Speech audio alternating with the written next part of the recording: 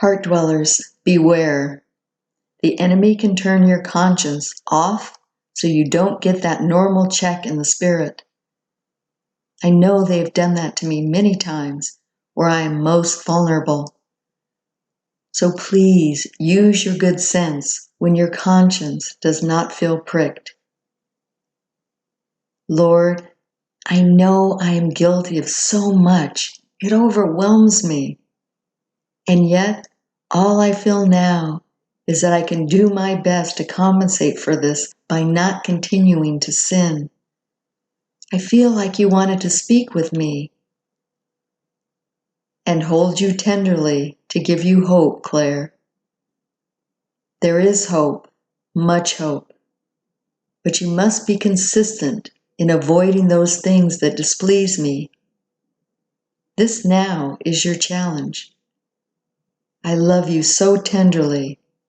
Does this not come across to you? Yes, but how can I accept it when I hate my sins so much? Listen, you are not alone in this guilt. Your enemies have set you up many times, turning your conscience totally off, so your feelings do not warn you. But intellectually, you know better. So in those times, be guided by what you know to be true, not what you feel is permissible. You have to overcome this, my love. I know. I am so ashamed of myself, even for these littlest of things. Yes, but she who is faithful in the littlest things will also be faithful in the greatest of things. It is an exercise in virtue. You have humbled me, Lord. It had to be done, sweet spouse of my heart. Not a job I like. Of that I can assure you. There will be times ahead where you will be blocked in discernment and need to make a choice without the compass of your feelings. You have been doing that, by the way. You just don't recognize it. Oh, Lord, I am so tired of this world. You and I both, but we must navigate successfully through it in preparation for the reign of truth I will bring during the millennium. So many will have learned deeper moral integrity, although when you are in heaven after the rapture, you will have many cleansings to remove what has been twisted in your conscience. You see, on this earth, there is much corruption, more than you can possibly fathom.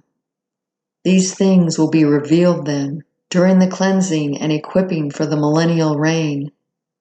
Until then, sweet spouse of my heart, there is much to experience and live through that will cause you to change your behavior and attitude about many things. If you spend more time with my mother, you will pick things up by osmosis. Watch her behavior and responses in any given circumstance, and you will begin to reform your conscience according to what we perceive in heaven. The world is highly corrupted by selfish and shallow motives. For instance, if it feels good, do it. This has misled many right into Satan's arms. One of the surest ways to find yourself in hell is to follow the feel-good instincts of your flesh, with no other moral compass. There is a philosophy coming that will reinforce this non-ethic feel-good standard. It is very tied in with the great apostasy which is upon you now. The very words, Space Brothers, is repulsive to me.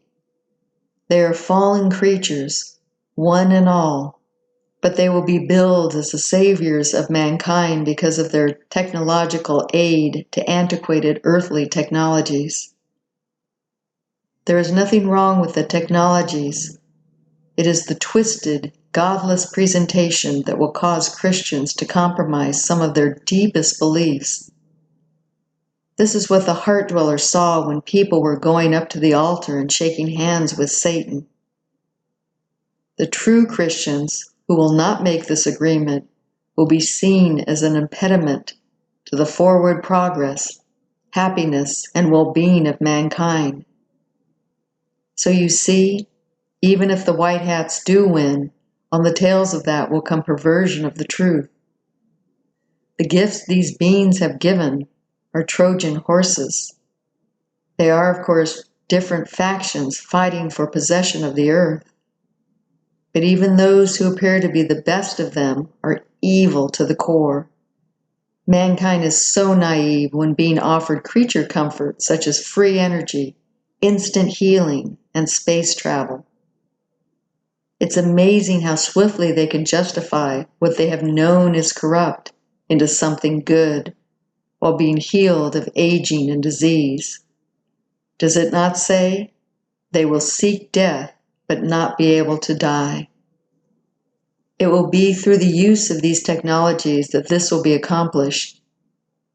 It is all coming now, beloved. It's at the door. Forgive me, Lord, but please, how can I get closer to you? I need you so badly. Let me hold you right now and stop worrying about what you didn't get done. My heart hurts for you and yearns to bring you comfort and restore you. How can you tend to my bride without your own restoration and healing? I can't. So come to me for just a little while, my brides. Come,